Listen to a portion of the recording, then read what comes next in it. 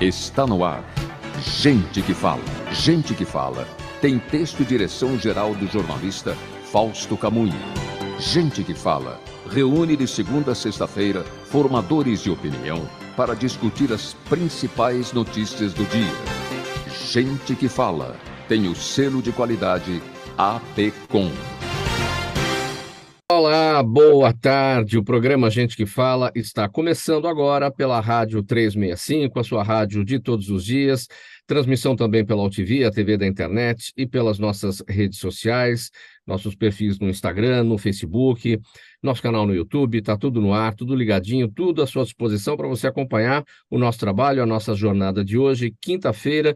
E olha, pessoal, com uma novidade por aqui, porque a partir de hoje, com retransmissão também do programa Gente que Fala pela Rádio Cultura AM 990, do município de Dois Córregos, interior de São Paulo, cidade serrana de interesse turístico, no Centro-Oeste paulista, acompanhando o nosso trabalho. Dois Córregos fica a 258 quilômetros aqui da capital e a Rádio Cultura AM 990 alcança um público ouvinte de 623 mil pessoas em 20 cidades da região de Dois Córregos. Então, é uma honra para a gente poder levar o nosso produto, levar o programa Gente que Fala para a Rádio Cultura AM 990 em Dois Córregos. Muito obrigado pela emissora por acolher o programa Gente que Fala na sua programação e com retransmissão todas as noites. A gente segue por aqui. Eu vou dizer que você deve curtir, comentar, compartilhar a transmissão do programa Gente que Fala, participar também pelo WhatsApp, fazendo perguntas aos nossos convidados, sempre pelo 973350038, 973350038. Eu sou o Mauro Friesman. Quinta-feira você conhece o nosso espaço.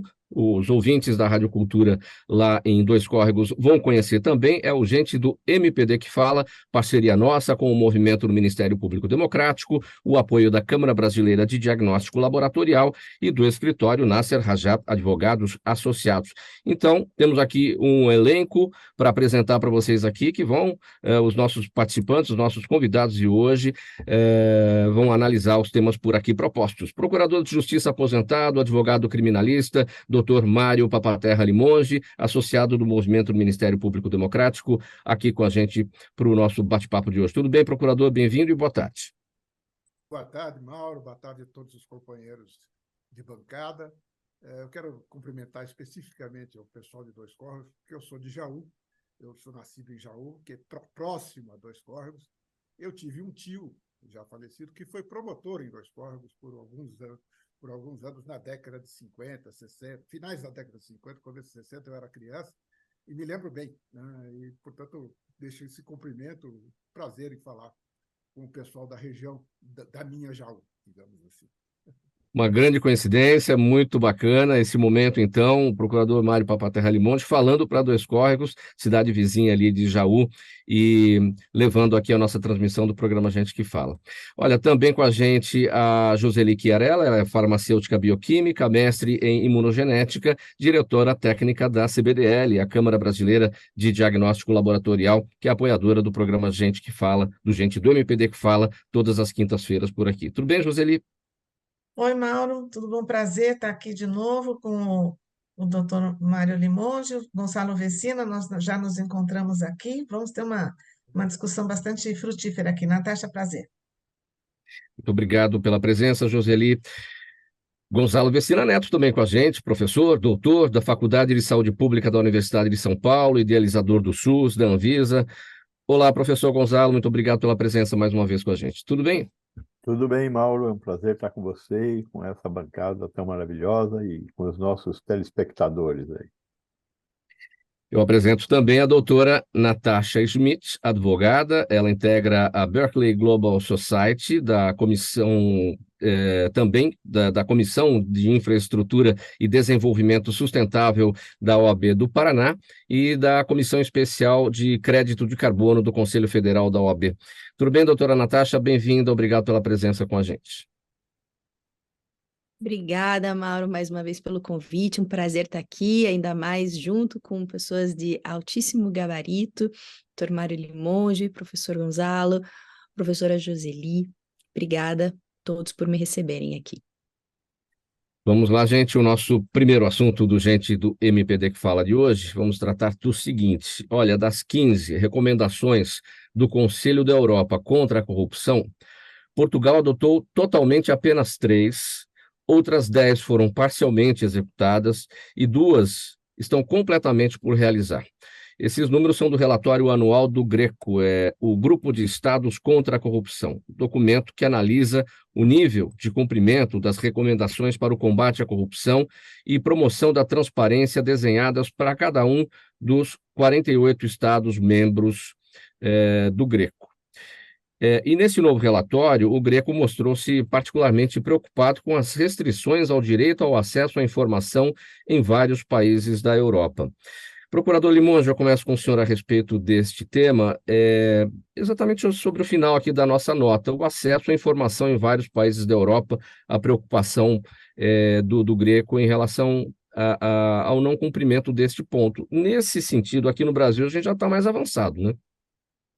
Olha, transparência é algo muito desejado, mas muito pouco alcançado, pouco atingido, porque realmente as regras de transparência, para aqueles que imaginam que possam ser prejudicados com isso, há sempre um movimento contra. Então, se tratando de Europa, surpreende esta observação. Né? Esta observação surpreende e aborrece ao mesmo tempo, né? Porque frequentemente nós somos cobrados e, como você disse, apesar de todos os nossos defeitos, nesse aspecto da transparência, até por uma questão de cobrança, por conta do exagero de corrupção que atingiu a classe política brasileira, na verdade, nós temos um controle de transparência bastante avançado. Eu digo que bastante avançado no sentido de evolução. Claro que há sempre como evoluir. Particularmente com relação a Portugal, nós tivemos há pouco tempo um episódio que ensejou o pedido de demissão do primeiro-ministro. E eu recebi, dentro do Ministério Público Democrático, há muita correspondência com críticas à atuação do próprio Ministério Público de Portugal, e dizendo que o Ministério Público de Portugal quer ser protagonista demais, etc. Como esse filme eu já vi aqui, isto começa a me preocupar. Toda vez que se age de maneira dura, etc., e eu não tenho condições de dizer se o trabalho do Ministério Público de Portugal foi correto ou não. Há notícias de que houve equívoco, inclusive com relação ao nome do primeiro-ministro, mas seja como for, é natural uma reação. Esta reação só pode ser controlada, só pode ser, digamos, questionada com mecanismos de transparência que sejam cumpridos. É o que se espera. Doutora Natasha, sua avaliação sobre esse nosso primeiro tema, então, a avaliação das medidas adotadas contra a corrupção em Portugal. Esses dados surpreendem, porque a gente sempre olha para o nosso cenário aqui, claro, muita coisa a ser feita em termos de transparência, em termos de combate à corrupção, mas a gente, quando olha lá para fora, a gente imagina um estado mais avançado aí nesse trabalho. E não é bem o que os números nos apontam, pelo menos em relação a Portugal. Mauro, surpreende sim, e vou pegar a carona aqui do que o Dr. Mário Limões falou, surpreende por ser principalmente a Europa. Na Europa é onde nasceu a agenda de ONU, a agenda das Nações Unidas em relação ao desenvolvimento sustentável, o tanto que corrupção está conectada com o desenvolvimento sustentável. Países mais desenvolvidos têm índices de corrupção menores. Né? Então, inclusive dos Objetivos de Desenvolvimento Sustentável, dos 17 que foram traçados pela ONU como metas para que os países, que as nações possam se desenvolver de modo sustentável, um deles, o Objetivo de Desenvolvimento Sustentável no 16, é de paz, justiça e instituições eficazes. Tem um peso muito forte anticorrupção para aqueles países que os adotam. Então, essa é uma agenda que nasce recentemente, né, em relação a desenvolvimento sustentável na ONU, tem o berço na Europa, e é sim surpreendente que Portugal não esteja atendendo adequadamente à questão desse objetivo de desenvolvimento sustentável. Então, pego carona aqui no que o doutor Mário falou, é bastante surpreendente, sim, e triste, porque em relação a esses objetivos, do qual o anticorrupção é uma das metas, a gente tem metas para serem alcançadas até 2030, a Agenda 2030 da ONU. Então, o correto seria que todos os países estivessem correndo, né, para alcance dessas metas, mas o quanto de bloqueio, o quanto de barreira a gente ainda tem. Então, realmente também fico bastante surpresa com isso. Joseli Chiarella, você compartilha do entendimento da doutora Natasha, do doutor Limonge em relação a essas análises, olhando especificamente para o setor da saúde, que é um setor que vira e mexe, a gente também olha aí esses problemas relacionados com licitações e corrupções, enfim.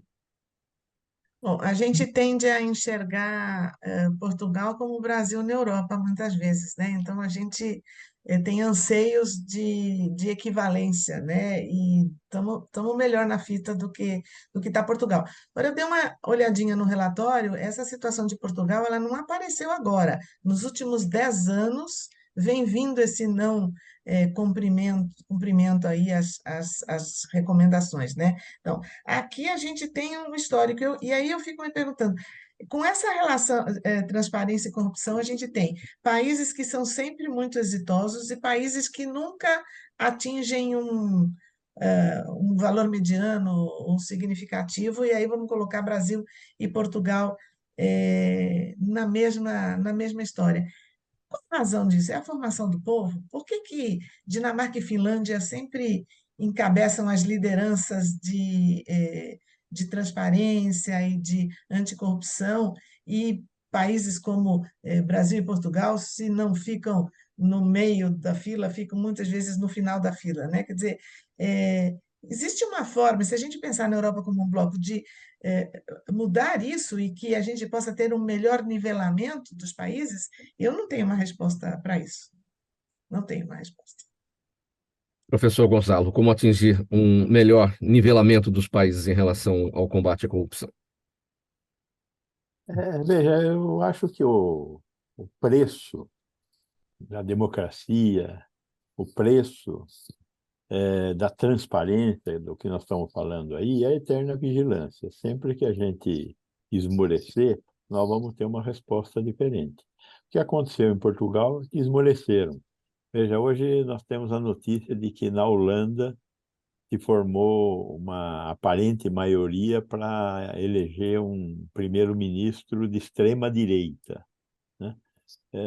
Eu não tenho nada contra a direita e a esquerda. O problema são os extremos, a extrema-esquerda e a extrema-direita. São destrutivos de valores que a sociedade cultiva, né?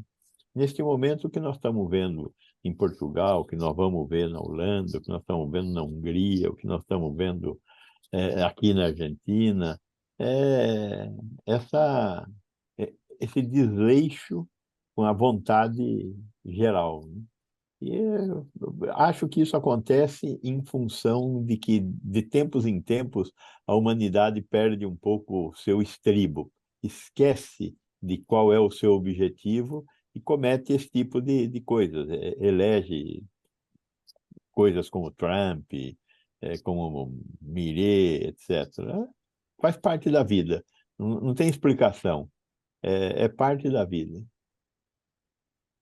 Muito bem, vamos seguir aqui com o próximo tema, nessa edição do programa Gente que Fala. Quinta-feira por aqui sempre é o Gente do MPD que Fala, parceria nossa com o movimento do Ministério Público Democrático, o apoio da Câmara Brasileira de Diagnóstico Laboratorial, do escritório Nasser Rajab Advogados, também tudo pela Rádio 365, a sua rádio de todos os dias, pela OTV, a TV da internet, pelos nossos perfis na internet, o Instagram, o Facebook, nosso canal no YouTube, e hoje com essa novidade, transmitindo também à noite para a Rádio Cultura AM 990, em Dois Córregos, no interior de São Paulo. Próximo assunto, então, olha, no domingo, gente, no Rio de Janeiro, aquela tragédia que a gente observou, a gente conheceu, Criminosos que tinham acabado de sair da prisão assaltaram e mataram a facadas um fã da cantora Taylor Swift. Ele estava na cidade lá para assistir ao show da cantora. E é o Gabriel Mongenor, 25 anos. Ele estava em companhia de um grupo de amigos em Copacabana, quando foi abordado por 3 homens, anunciaram um assalto. Ele não reagiu, mesmo assim foi esfaqueado. Doutor Limonge, procurador Limonge, o que esse episódio nos revela, hein? Revela, em primeiro lugar, que a violência no Rio de Janeiro, como de resto nas grandes cidades do Brasil, está sem controle, né, infelizmente. E a discussão que se coloca agora, pelo menos é o que eu tenho visto na imprensa, é a questão que os autores desta barbaridade tinham sido postos em liberdade. E pouco se fala sobre em que circunstâncias eles obtiveram a liberdade. Se era progressão de regime, se era uma liberdade condicional, enfim. O que se fala, o que se critica, sobretudo aquelas vozes mais conservadoras, é de que o sistema penitenciário brasileiro permite isso, que qualquer pessoa, embora condenada, possa estar na rua, etc. Bom, aqui cabe duas observações. Primeiro, nosso sistema penitenciário ele não pode prescindir da progressão de regime, por uma questão muito simples, ele estoura. Se não houver progressão de regime, se não houver esta periodicidade de saídas, nós não conseguimos controlar o sistema penitenciário. O episódio do 111 do Carandiru se repetirá eternamente, porque haverá um momento em que vai haver rebeliões, nosso sistema não combate adequadamente rebeliões, não temos técnica para isso. Então, o sistema da progressão de pena, ele é criticável, sim, mas ele é absolutamente necessário. Esse é o primeiro ponto. O segundo ponto é verificar em que circunstâncias esses rapazes, esses autores desta barbaridade, foram colocados em liberdade. O sistema progressivo de pena, eu repito, ele não é um mal em si. Agora, é preciso, definitivamente, verificar se algumas pessoas podem ou não progredir. Né? As notícias dão conta de um assassinato com 27 facadas ou não sei quantos golpes de arma branca em plena praia. Tal sorte que se imagina que esses indivíduos que foram postos em liberdade não haviam cessado a sua periculosidade. E se não fosse pelo cumprimento integral da pena, as notícias não me dão conta. Sinceramente, eu ignoro se essas pessoas tinham sido postas em liberdade porque cumpriram a integralidade da pena ou se estavam em progressão de pena, se estavam em saída. Saída não, porque não havia feriado que permitisse essa saída temporária. Se, eventualmente, essas pessoas foram postas em liberdade por progressão de pena, claro que houve uma precipitação, evidente a precipitação. E cabe aqui uma discussão. O sistema progressivo, que é, repito, necessário, sob pena de você implodir o sistema penitenciário, ele precisa ser aperfeiçoado. Primeiro, uma análise de periculosidade de presos, que não é feita. Ela é feita de maneira absolutamente amadora e absolutamente, burocrática. E segundo, talvez, para os crimes praticados mediante violência, nós podemos restringir e voltar ao tempo do livramento condicional. Eu, quando fiz minha faculdade de Direito, faz um pouquinho de tempo, né, não havia progressão de pena. O sujeito era preso, reclusão, e só saía com livramento condicional. O livramento condicional exigia o cumprimento de uma parte considerável da pena, metade da pena, né, com exames periódicos de cessação de periculosidade. Talvez, para aqueles que pratiquem crimes que revelam periculosidade, e roubo, latrocínio, enfim, são crimes contra a dignidade sexual, são crimes que demonstram uma certa periculosidade do agente, a progressão não é razoável. Agora, no dia a dia, muitos dos que progridem voltam à sua vida normal e não delinquem necessariamente. É uma dificuldade, mas, repito, a violência está descontrolada, não há policiamento, há dificuldades de policiamento. Convenhamos que também imaginar que um policial em cada esquina, isso é impossível, né? e a progressão de pena pode ser mitigada. Seria isso. O episódio é grave, gravíssimo, a imagem do Brasil fica desgastada, é uma pena, é algo que se espalha. O Rio de Janeiro tem uma vocação turística extraordinária, que cada vez mais ele perde por conta desses incidentes. Temos que lamentar e verificar o que é possível fazer. Bom, temos duas situações, né, procurador Limonge? Aqueles que progridem na pena e não necessariamente voltam a delinquir, mas esses que voltam a delinquir mostram, dão um verdadeiro sinal de que o sistema carcerário brasileiro não corrige, né, muitas vezes, a pessoa a colocá-la de volta na sociedade, né? Mauro, eu vou ser franco com você. Com 47 anos de Ministério Público e muitos anos vivendo no combate ao crime, enfim, no dia a dia da criminalidade, o sistema penitenciário de qualquer país do mundo não recupera ninguém. Vai ter um dia, não sei quando, que nós vamos ter vergonha do sistema penitenciário como nós temos da escravidão. Porque é um negócio medieval, bárbaro. E em todo lugar. Quer dizer, a recuperação em países que a população carcerária é pequena, aí é possível. Mas no sistema brasileiro, com as dificuldades que o Brasil tem de ordem social, etc., imaginar que o sistema penitenciário vai recuperar alguém é muito difícil. A recuperação é pessoal. Há aqueles que delinquem e não tem tendência para isso, foi um acidente na vida deles, até mesmo quem pratica crime com violência, é possível se recuperar. Agora, nós ainda temos também um volume grande de gente presa sem necessidade. Isso é razoável a gente admitir. E aí fica esta coisa, né? De um lado, um discurso dizendo que nós prendemos demais, e de outro, um discurso de que as pessoas presas têm benefícios demais. É uma situação bastante difícil. A gente vai seguir com a análise desse assunto aqui. Eu quero só pedir uma gentileza, procurador Limonge, o seu áudio está chegando bastante baixo aqui para a gente. Vamos combinar o seguinte: saia da conexão, entra novamente, vamos ver como é que fica. Enquanto isso, eu dou sequência aqui na análise desse assunto com a doutora Natasha. O que esse episódio nos revela, doutora? O Gabriel Mongenor, 25 anos, morto a facadas no Rio de Janeiro no último final de semana. Minha visão é que isso demonstra a falência completa das instituições no Brasil. Por que eu digo isso? Na mesma semana, a gente teve a situação daquele outro cidadão que estava preso em razão dos atos de 8 de janeiro e estava preso desde janeiro, portanto, né? Sem as possibilidades de saída, de progressão, de audiência de custódia, também é algo que precisa ser falado, né, doutor Mário? Como é que o nosso país tem conduzido essas audiências de custódia, o conceito das audiências de custódia, para que eles servem hoje?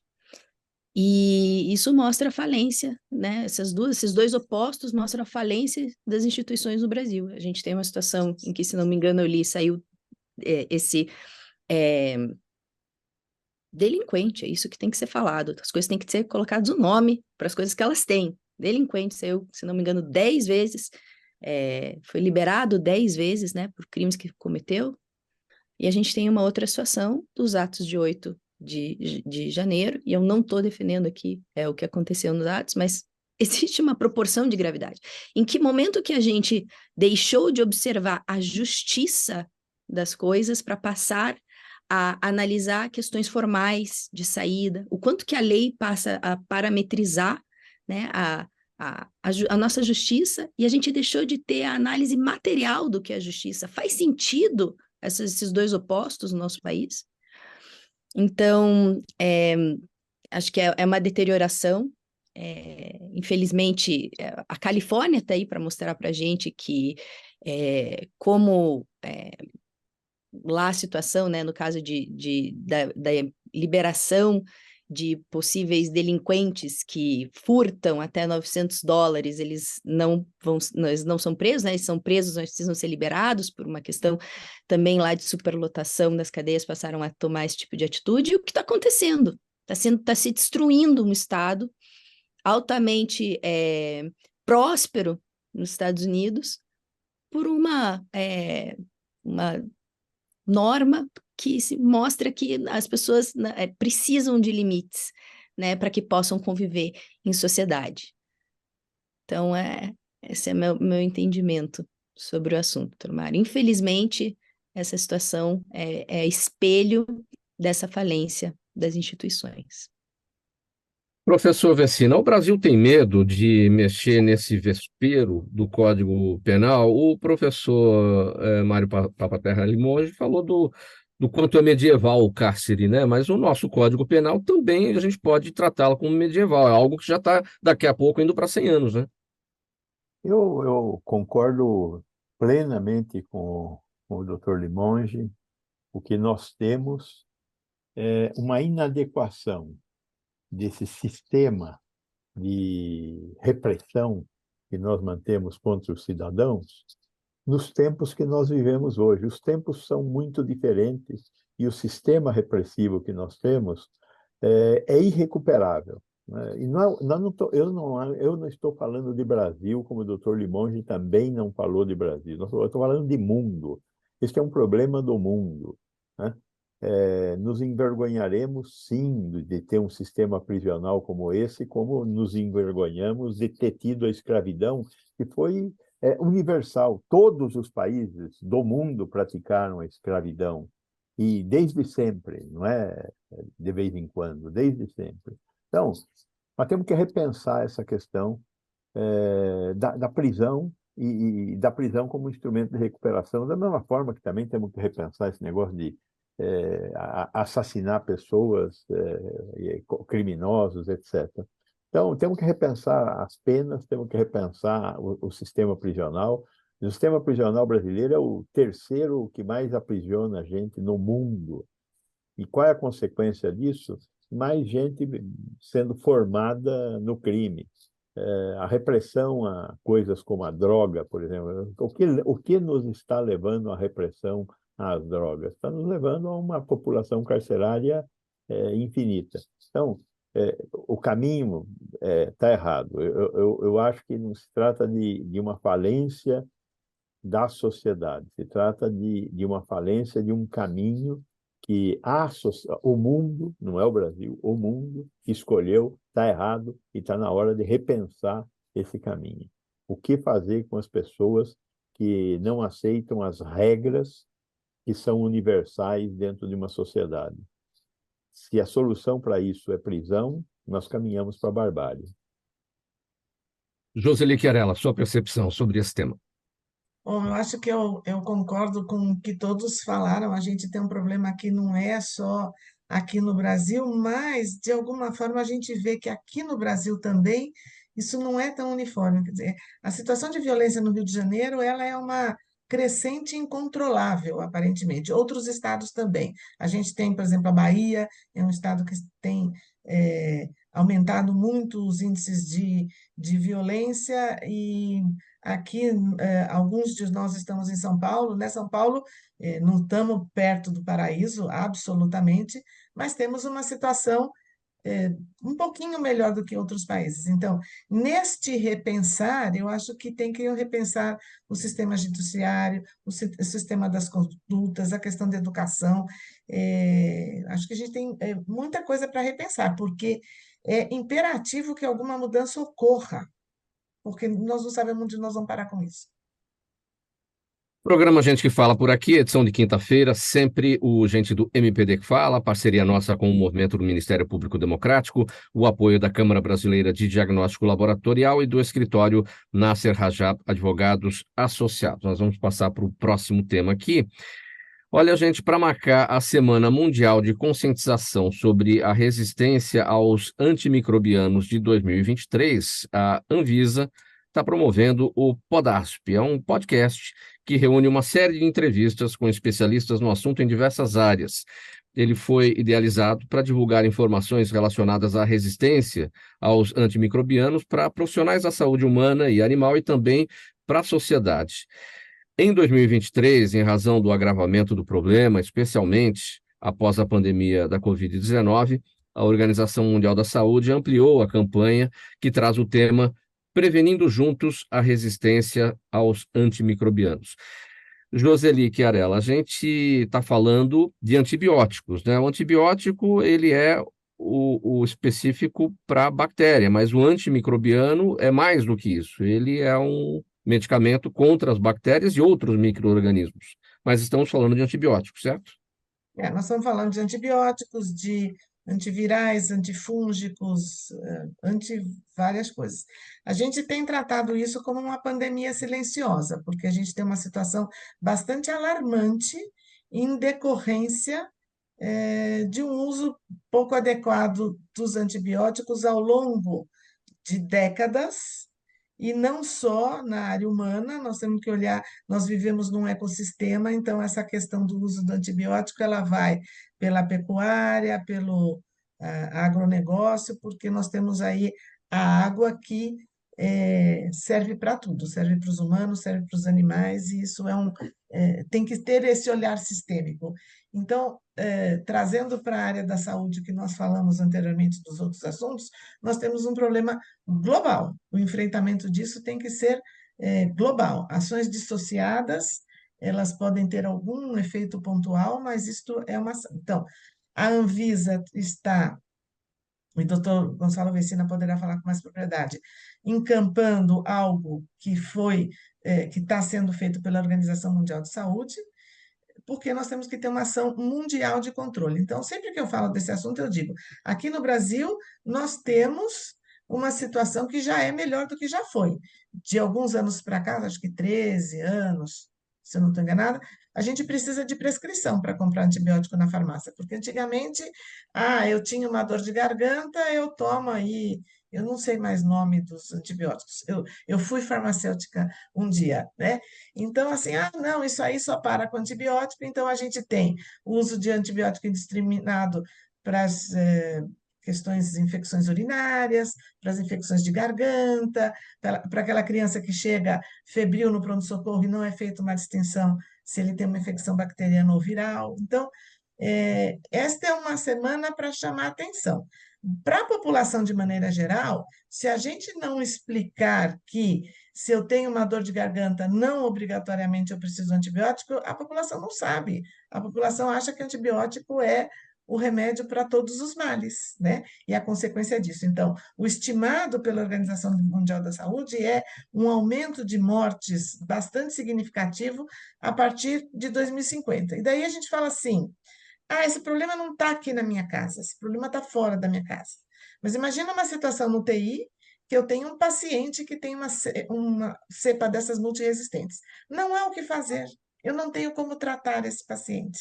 E a coisa que mais acontece dentro da UTI, infelizmente, é que eu passo uma bactéria para outra, e as bactérias são muito espertas também, porque faz parte da defesa das bactérias se apropriarem das resistências de outras bactérias. Quer dizer, a função da bactéria no mundo é sobreviver.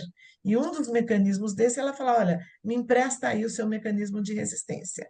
Então, isso é uma campanha que tem que ser muito falada para que a gente não chegue nessas situações em que não resta nada a não ser esvaziar a UTI e não ter efetivamente o que fazer com alguns dos pacientes. Professor Vecina, todo assunto para um entendimento melhor, claro, é sempre com estudo, números, né, para a gente ter comparativos, isso tudo ajuda na análise e no entendimento. A gente tem estudo sobre número de mortes, por exemplo, de pessoas em razão da resistência bacteriana, ou seja, a pessoa foi lá, estava medicada, não resolveu, medicou novamente, não resolveu, porque a bactéria era sempre resistente e ela acabou indo a óbito. Temos estudos, esses estudos precisam sempre ser atualizados, porque o fenômeno é um fenômeno que está ganhando um tamanho catastrófico, né? Mas, como a Joseli falou, essa questão não é uma questão que começou agora, não é uma questão brasileira, é uma questão mundial. Aí, por volta da década de 50, 60, muita gente estava comemorando: acabou a doença infecto-contagiosa, porque nós temos os antibióticos, né? Então, além da penicilina, várias outras famílias foram descobertas aí a partir dos anos 50, e aí, de fato, houve uma euforia. Mas, da onde vem a resistência ao microbiano? A resistência ao microbiano primeiro vem da criação de carne. Você dá antimicrobiano para a vaca, dá antimicrobiano para o porco, dá antimicrobiano para o frango, diminui a população de micróbios que ele tem no seu próprio corpo e aumenta a taxa de conversão de comida, porque os bichos param de comer, os micro-organismos diminuem o que eles aproveitam da comida que você dá para criar proteínas. Então, hoje, como é uma dose subclínica, grande parte da resistência bacteriana que existe no mundo vem da criação de animais para a nossa alimentação. Segunda grande fonte é o uso indivíduo de antibióticos. Melhorou muito com a exigência da prescrição. Eu tentei colocar essa exigência da prescrição de antibióticos. Na época, fui criticadíssimo pelos donos de pets. Por quê? Porque para você comprar remédio para pet, precisa levar no médico veterinário, e aí não tem SUS de cachorro. E aí vetaram. Mais à frente, o Dirceu conseguiu finalmente passar essa proposta de que antibiótico só com prescrição. E antibiótico só com prescrição que tem que ser tomado durante o período prescrito. Então, o sujeito que toma antibiótico 2, 3 dias, diminui a febre, para de tomar antibiótico, vai produzir uma resistência bacteriana. 7 a 10 dias com a dosagem correta durante o período de antibiótico terapia. Essa é a segunda fonte da criação de resistência bacteriana. E a terceira fonte de criação de resistência bacteriana é a assistência hospitalar, né? É no hospital que tudo se encontra.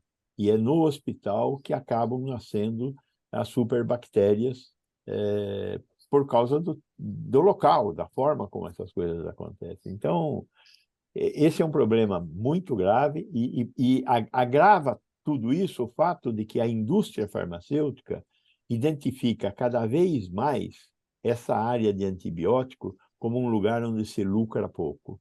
Então, está havendo pouco investimento em desenvolver novos antibióticos. E aí, o futuro que nós temos é um futuro bastante preocupante, porque nós precisamos de antimicrobianos para tratar dessas doenças, não há dúvida nenhuma, vamos continuar precisando. Mas teríamos que mexer na agricultura, esse é o pedaço mais complicado, né? E mexer no acesso a antibióticos no comércio em geral. No segundo ponto que o senhor salientou, professor Vecina, tem muita gente que pensa assim, vai ao médico, o médico prescreve o antibiótico e diz, ó, você tem que ir até o fim, porque antibiótico você tem que fazer o tratamento do começo ao fim. Aí o antibiótico é caro, ele vê lá, ele precisa tomar 2 semanas, 14 dias, eu vou comprar lá uma para 7. Se melhorar, eu tomo e paro, enfim. Então tem um papel do profissional médico, né, de fazer cada vez mais o alerta em relação à necessidade de ir até o fim, porque senão a pessoa vai ficar resistente enfim, o problema vai continuar, né? Sem dúvida, esse é um problema importantíssimo. Nós temos que... o pessoal tem que ser mais instruído para evitar a possibilidade dessa disseminação. E aí as pessoas têm que ser instruídas nesse sentido de que, apesar dos sintomas terem diminuído, você ainda continua com a doença. Hoje, por exemplo, a tuberculose, que é uma doença muito terrível, preocupante, e é uma doença que atinge principalmente as classes econômicas menos favorecidas, mas é um tratamento que dura 6 meses, não é 10 dias, não é 14 dias, são 6 meses tomando um conjunto de 2 a 3 antibióticos ruins de tomar para conseguir sarar da tuberculose. Só que no segundo mês, o sujeito já se sente muito melhor, para de ter os sintomas mais graves da tuberculose. E aí ele abandona o tratamento. É onde nós vamos ter a tuberculose multiresistente. que hoje a tuberculose multiresistente bem diagnosticada, praticamente hoje não tem mais antibiótico que dê cabo da doença. É muito difícil a tuberculose multiresistente. Mas é uma doença crônica, uma doença que não cura em 10 dias, cura em 6 meses. Então, nós temos que ter estratégias muito complexas para conseguir tratar. E temos estratégias, existem coisas muito interessantes sendo feitas para o tratamento da tuberculose, mas é insuficiente. Precisamos de mais informação, como você colocou, Mauro. Roseli, para a gente fechar esse tópico, eu destaquei aqui na nota que agora, então, temos um podcast chamado Podasp, né, para tratar desse assunto, com entrevistas com especialistas. Como é que acessa isso? A gente não tem possibilidade de colocar o link aqui, né? Porque pelo link, a Anvisa disponibilizou um link, não tenho de memória, mas a gente Entra no pode. site da Anvisa, que está É lá. na própria notícia da Anvisa, né? E são várias ações. Então, por exemplo, a CBDL também disponibilizou um curso de resistência antimicrobiana, patrocinado pelo Global Health, que está traduzido em português. Então, esse é um curso destinado a profissionais de saúde para compreender um pouquinho melhor esse assunto. Então, este podcast que a Anvisa está veiculando é uma coisa importante, mas são muitas ações que estão sendo feitas nesse sentido, e o que a gente tenta, de uma certa forma, é que essa informação chegue ao profissional de saúde, porque ele precisa ter orientação, e à população de maneira geral, para que ela possa, ela mesma, ser crítica no sentido de, eu fui no médico, meu filho deu 48 horas de febre, não deu. Vamos esperar, precisa tomar antibiótico? Então, se a população compreender que o antibiótico não é a panaceia para todos os males, que ele tem que ter um uso adequado e recomendado, então, educação da população também é uma ação bastante importante, e é isso que a gente faz, quer dizer, diagnosticar para tratar adequadamente e difundir informação. Eu procuro aqui durante o nosso programa, e aí a gente fala no final do programa de como acesso o podcast, tá bom? Legal. A gente vai dar uma paradinha agora, um gole de água para cada um de vocês. Vamos para o intervalo, mensagem do nosso apoiador e voltamos em seguida com a sequência do programa Gente que Fala. Até já. Toda ação estratégica de sucesso tem um componente fundamental: um instituto de pesquisas ético, rápido e preciso. Afinal, é ele que vai fornecer informação confiável, sem achismos ou palpites. E isso, numa época de mudanças rápidas e repentinas, é fator crítico de sucesso. A Orbis é um instituto de pesquisas que une precisão e confiabilidade estatística com a mais alta tecnologia em pesquisas do mercado. Tem inteligência artificial, robótica e Big Data, entre outros recursos, para que você tenha uma informação correta, confiável, com o menor custo e no menor tempo possível. Na sua próxima ação, seja ela corporativa ou política, comece pela Orbis. Porque com a informação correta, você vai mais longe, mais rápido e com mais segurança. Com o programa Gente que Fala, edição de quinta-feira, o Gente do MPD que Fala, parceria nossa com o Movimento do Ministério Público Democrático, o apoio da Câmara Brasileira de Diagnóstico Laboratorial e do escritório Nasser Rajab Advogados Associados. Tudo pela Rádio 365, sua rádio de todos os dias, também pela UTV, a TV da internet, e pelas nossas redes sociais, Instagram, Facebook, nosso canal no YouTube, e hoje, a partir de hoje, com transmissão à noite pela Rádio Cultura AM 990, de Dois Córregos, cidade do interior de São Paulo. Bom, vamos passar aqui para o nosso próximo assunto. Eu vou dizer o seguinte: o deputado federal Nicolas Ferreira, do PL de Minas Gerais, deu parabéns à Argentina, e especialmente a Javier Milei, por ter vencido a eleição presidencial no último domingo. O parlamentar aproveitou o antigo Twitter para provocar a primeira-dama Janja da Silva, que tinha publicado um trocadilho com a palavra massa, demonstrando apoio ao candidato de esquerda Sérgio Massa. Aí, na postagem, a primeira-dama usou uma ilustração em que a personagem Mônica aparece abraçando a Mafalda. E o deputado Nicolas Ferreira rebateu escrevendo, entre aspas aqui, chupa essa manga, Janja, fecha aspas. Doutora Natasha, eu não sei nem o que perguntar a respeito, a não ser demonstrar um constrangimento aqui na leitura disso aqui.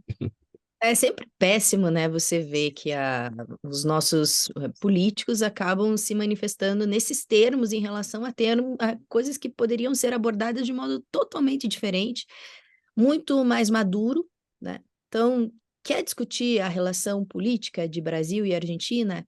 Claro que a gente precisa discutir, e o fórum adequado para discutir isso, principalmente a política, né? São os nossos deputados que estão lá fazendo análise, por exemplo, né, da viabilidade, análise da, da possibilidade do Brasil aprovar o empréstimo recente aí de 1 bilhão de dólares pela via do Banco de Desenvolvimento para a América Latina, o CAF.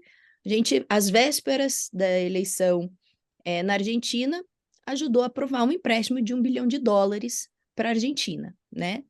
Empréstimo esse com o qual o Brasil contribui. Vamos levar o nível da discussão. São questões importantes a serem discutidas, mas nesse nível fica difícil de endereçar a questão que realmente precisa ser endereçada, questões importantes que precisam ser endereçadas. Por exemplo, essa dos empréstimos em que o Brasil contribui, os empréstimos que o Brasil tem feito para a Argentina, né? Eles têm uma situação calamitosa lá na sua economia, mas vamos elevar o nível da discussão. Isso que a gente espera, nossa maturidade política exige isso para que a gente continue evoluindo aqui politicamente, né? Colocar as discussões num outro nível. Procurador Limonge, são tantos problemas, Brasil afora, Argentina afora também, né? A situação por lá está muito triste, inflação, nível de pobreza, 40% das pessoas abaixo da linha. Enfim, tem muita coisa para ser feita, para se discutir no nível, né? Como destaca a doutora Natasha, e está difícil chegar lá. Eu faço minhas palavras da doutora Natasha. O nível desta baixeza não contribui em nada. Também entendo que o governo brasileiro, em especial a primeira-dama, se equivocou ao interferir, ou procurar interferir, no processo eleitoral da Argentina. Nós não gostaríamos que isto ocorresse aqui, não há nenhuma razão para que isto ocorra de outra forma, né? A diplomacia brasileira ela é muito profissional. Lamentavelmente, a classe política não age com esse profissionalismo. Aliás, está na hora que o eleitor também deixar de eleger pessoa folclórica, porque o folclore é muito divertido, é muito interessante e tal, mas tem consequência, né? Ele tem a palavra, ele tem mandato, e ele fala o que ele quer, né? E aí nós temos que tolerar isso. A diplomacia saberá contornar o problema. As relações Brasil e Argentina são importantíssimas para lado a lado, de tal sorte que, passado esse tumulto provocado pelos dois lados, não há aqui nenhum santo, é possível que a diplomacia se imponha. Professor Gonzalo, sua avaliação. Hoje nós estamos cheios de assunto que a gente não é só, né? Não é só nós, é o mundo inteiro, acontece aqui, acontece lá, coisa complicada. Esse tal de Nicolas aí é a besta-fera de cada dia que cada um de nós merece, tá certo? Assim como o Javier Milei é o Jânio Quadro que eles inventaram lá, né? Vamos ver se dura mais de um ano, né? Não tem muito o que comentar. Eu acho que seria bom que não existissem esses idiotas, mas a idiotice é um negócio distribuído homogeneamente na humanidade. E nós vamos, enquanto vivermos, vamos continuar. Nós temos sistemas de comunicação muito violentos hoje, né? E isso permite que aconteça esse tipo de coisas. Acho que temos que é um novo mundo, é um novo tempo. Nós estamos vivendo um momento de transformação que vai ficar muito mais rápido. Nós estamos esse mundo digital que nós não conhecemos, principalmente os que estão na minha faixa etária, né? Não faz parte do meu menu aqui, né? Esse mundo digital veio para ficar, e se nós vimos uma revolução da agricultura, nós vimos a revolução industrial, nós vamos ver uma nova revolução agora. Um mundo totalmente diferente vai nascer nos próximos 5 a 10 anos. E esse mundo totalmente diferente diz respeito a como nós ficamos sabendo das coisas e como nós transmitimos o que nós sabemos. Nós estamos falando de um mundo de informação, né? Aquilo que nos anos 70 foi chamado de aldeia global pelo McMahon é tudo diferente, muito, muito mais complexo. Então, nós vamos ter que aprender coisas diferentes, distintas, como, por exemplo, a ter um Nicolas e ter caras que você fala, mas como é que podem ter eleito um sujeito que é contra a existência de uma moeda própria numa nação, quando o conceito de nação diz que tem que ter uma moeda própria? Quando o povo está perdido, acontece esse tipo de coisa. Então, calma e caldo de galinha, que coisas piores virão. Joseli, o que você achou dessa arquibancada? Para mim, é uma arquibancada de estádio, né?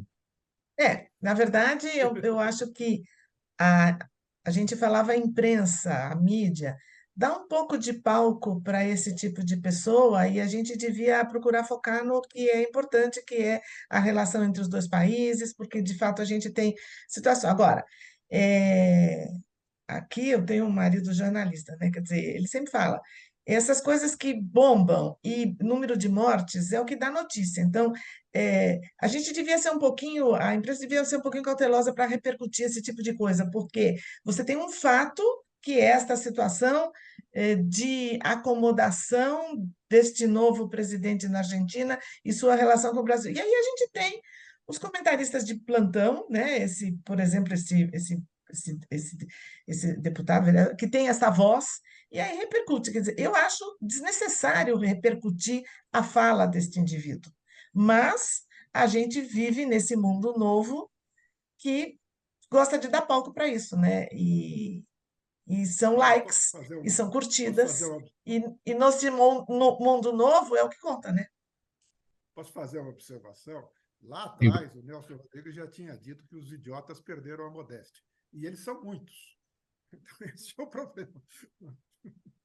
Mário, bem nessa pegada também, ia dizer, a gente acaba focando aqui, né, no Nicolas, porque, enfim, falou, e também não é a primeira vez que se expressa desse jeito, mas quantos tem, né? E isso em todos os aspectos políticos. A gente está falando do Nicolas aqui, mas quantas vezes a gente já não viu o deputado André Janones indo para a mesma linha? Então, parece que vira um ringue, né, para ver quem chama mais atenção, qual é o espectro político chama mais atenção, no melhor meme, na melhor tweetada, no maior número de likes. Então, infelizmente, esse tipo de postura não tem muito espectro político, né? Tem cada um querendo ali mais likes. Infelizmente, tem muito disso e realmente tem muito idiota de plantão por aí. Bom, gente, vamos para o próximo assunto aqui do programa Gente que Fala, edição de quinta-feira, gente do MPD que Fala, parceria nossa com o Movimento do Ministério Público Democrático, o apoio da Câmara Brasileira de Diagnóstico Laboratorial e do escritório Nasser Rajab Advogados Associados. É o último assunto do programa. Levantamento realizado pela Atricom, a Associação dos Membros dos Tribunais de Contas do Brasil, e antecipado ao Poder 360, mostra que o índice de transparência dos portais públicos brasileiros é de 57,92%. O nível é considerado intermediário. Os portais dos Tribunais de Contas apresentam 90,42% de transparência, seguidos pelos sites do Ministério ou dos Ministérios Públicos, depois dos Judiciários, das Defensorias Públicas, dos Executivos e dos Legislativos. Doutora Natasha, sua avaliação, a gente tratou disso aqui no Gente do MPD que Fala da semana passada, com o procurador de contas lá do TCU, o procurador Júlio Marcelo, e eu perguntei para ele sobre o seguinte: o Legislativo está em último lugar aqui, 55,37%, está um pouco abaixo do nível intermediário que se considera a transparência dos portais públicos brasileiros. E o Ministério Público está lá na ponta, em primeiro lugar, né? E eu fiz a pergunta em relação aos legislativos porque os tribunais de contas dos estados, eles são braços auxiliares das assembleias legislativas para o controle de contas. O que acontece que justamente o legislativo, que tem nos tribunais de contas esse apoio para fazer as análises das contas dos seus executivos, né, nos respectivos estados, está em último lugar na fila, hein? Então, ontem eu tive num evento que essa questão de transparência, ela está muito conectada com uma das pautas que eu mais tenho atuado, que é a pauta da Agenda ESG, da Agenda de Sustentabilidade, que é um novo movimento do mundo, né, junto com a questão de sociedade de informação, que o professor Gonzalo falou, né, que vai ser aí a nossa nova... enfim, o nosso novo meio de ver o mundo, a questão de dados, né? A sociedade mais rica vai ser a sociedade que mais processa dados, mais consegue ter informação de dados. Foi uma lembrança aqui, uma fala fantástica do professor Gonzalo. E essa agenda caminha junto com essa agenda ESG. E transparência tem tudo a ver com isso, né? E nesse evento de ontem a gente está falando de como o poder público consegue contribuir dentro dessa agenda ESG, no G de governança, que tem muito da transparência. E é muito relevante que o legislativo se assenhore disso também, das questões de transparência, de governança, porque o quanto que isso é impeditivo para investimentos, né? E o quanto que a gente precisa. A ausência de transparência, a ausência de conhecimento sobre como são tomadas as decisões, tanto no setor público quanto no setor privado, né? Então, existem mecanismos, processos de tomada de decisão, isso precisa ser refletido com transparência, isso faz parte da democracia, né? E o quanto que isso, dentro da agenda que eu estou muito inserida, que é a agenda ESG, quanto que isso atravanca investimentos. Então, é sim muito sensível, os tribunais de contas têm tido um papel muito relevante, né? São, assim, eu trabalhei já no poder público, trabalhei no governo federal e sei da importância do Tribunal de Contas nessa frente de cobrar transparência, de cobrar decisões, de entender como é que foram as tomadas de decisão, porque é uma régua importante, não pode ficar solto, né? Até a gente adquirir uma maturidade, e mesmo no momento em que no Brasil a gente consiga adquirir essa maturidade, os tribunais de contas vão continuar sendo extremamente relevantes, mas esse olho, né, de gavião dos tribunais de contas, apesar de fazerem parte do legislativo, né, como ele é importante para essa transparência que a gente precisa tanto para o nosso sistema democrático aqui. O mesmo questionamento, procurador Limonge, e vamos considerar, então, os ministérios públicos, né, que está lá na ponta, lá em cima, 85,68% de nível de transparência, bem acima da média, que é de 57,92%. Problemas com seu áudio, procurador. Tal seria se não fosse, né? Tal seria se não fosse. O Ministério Público aponta tanto o dedo, tem que ter o dedo limpo. Isto claro. É uma condição sine qua non, não se pode trabalhar. Eu queria só pegar uma carona no que disse a doutora Natasha, para enaltecer realmente a melhoria na performance dos tribunais de contas, de maneira geral. Né? De maneira geral. Quando ingressei na carreira, já faz tempo, etc., os tribunais de contas não tinham o prestígio que têm hoje, não tinham o protagonismo que têm hoje, ainda, infelizmente, é um órgão político, a nomeação, enfim, as circunstâncias, mas há técnicos de altíssima qualidade. E isto é bom que se mantenha. E na verdade, embora órgão auxiliar do legislativo, o justo é que se diga que os tribunais de contas hoje têm vida própria, têm iniciativa própria, têm protagonismo próprio. E é bom que isto seja assim. Acho que o Ministério Público dos tribunais de contas pode ter vida própria um pouquinho maior, ainda está muito incipiente, porque é uma atividade relevante das atividades do Ministério Público. Uma das atividades mais importantes é o combate à corrupção, o combate ao mau uso do dinheiro público. E, através dos tribunais de contas, isso pode ser feito com os ministérios, com os promotores ligados ao Tribunal de Contas. Dentro do pouco tempo, acho que é o suficiente para aderir ao que foi dito pela doutora Natasha. Dá tempo de falar 30 segundinhos o professor e também a Joseli. Professor, sua avaliação. Eu passei a minha vida no executivo público. E o Tribunal de Contas, eu vi essa transformação dos tribunais de contas do país nesses últimos 40 anos. Eu só faço uma crítica, é que o Tribunal de Contas está cada vez mais se manifestando ex ante e não ex post. E o fato dele fazer o ex ante significa que ele passa a fazer a decisão. A decisão não é do Tribunal de Contas, a decisão é do Executivo, e a responsabilidade é do Executivo também. Isso é algo que nós vamos ter que corrigir nos próximos anos. Roseli, 30 segundinhos para você. Menos 20 segundinhos. Não, na verdade, só quando a gente olha que está intermediário, é a metade do copo. Para uns o copo está mais cheio, para outros o copo está mais vazio, né? Porque o intermediário tá. E aí, quando a gente olha a classificação, ainda há um longo caminho para a gente ter um estágio, porque ele vai para elevado, prata, ouro, de maneira geral para o Brasil, né? Quer dizer, estamos na metade do caminho ainda. Tem muito para fazer. Vamos colocar um ponto final nessa edição do programa Gente que Fala de hoje, de quinta-feira, sempre por aqui, essa nossa parceria no Gente do MPD que Fala, a parceria nossa com o Movimento do Ministério Público Democrático, o apoio da Câmara Brasileira de Diagnóstico Laboratorial e do escritório Nasser Rajab Advogados Associados. Estiveram com a gente hoje o procurador de justiça aposentado, advogado criminalista, doutor Mário Papaterra Limonge, associado do MPD, doutora Natasha Schmidt, advogada, ela é membro da Berkeley Global Society, da Comissão de Infraestrutura e Desenvolvimento Sustentável da OAB do Paraná e da Comissão Especial de Crédito de Carbono do Conselho Federal da OAB.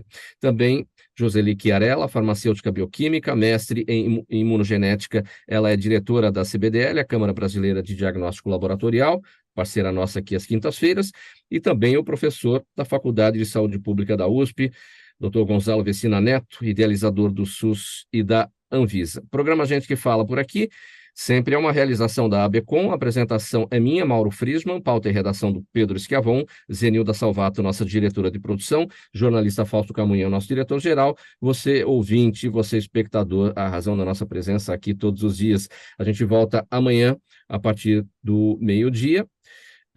Você que está aqui na Rádio 365 fica agora com o Lucas Neto, ele vem com o programa O Melhor para a Melhor Idade para entreter aí seu início de tarde pela Rádio 365. Então a gente volta amanhã a partir do meio-dia, um abraço a todos, tchau e até lá.